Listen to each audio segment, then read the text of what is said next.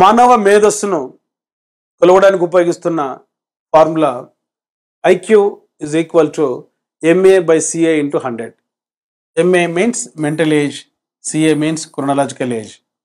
మానసిక వయసును శారీరక వయసుతో భాగించి వచ్చిన దత్తాంశంను 100 చేత భాగిస్తే వచ్చేటువంటి లబ్ధినే ప్రజ్ఞాలబ్ధిగా భావించారు జర్మనీ దేశానికి చెందినటువంటి స్టెర్న్. సో ప్రజ్ఞాలబ్ధి అనే భావన మొట్టమొదట చెప్పినది జర్మనీ దేశానికి చెందినటువంటి స్టెర్న్. అయితే మెంటల్ ఏజ్ మానసిక వయసు అనేటువంటి భావన మొట్టమొదట చెప్పినది బీనే.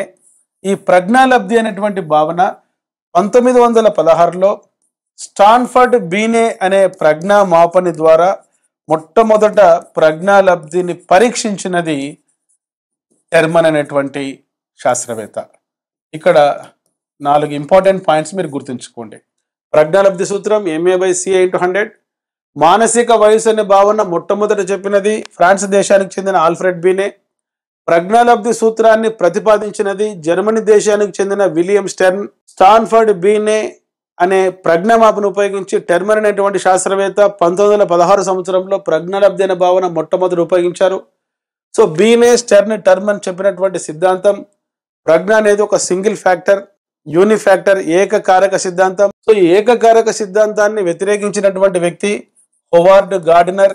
హోవార్డ్ గార్డినర్ ప్రతిపాదించినటువంటి సిద్ధాంతం బహుళ ప్రజ్ఞా సిద్ధాంతం, the frames of mind, the multiple intelligence theory అనే గ్రంథంలో హోవార్డ్ గార్డినర్ ప్రజ్ఞాలబ్ధి సూత్రాన్ని వ్యతిరేకించారు. ప్రజ్ఞలో 8 రకాలు ఉంటాయని పేర్కొన్నాడు హోవార్డ్ గార్డినర్.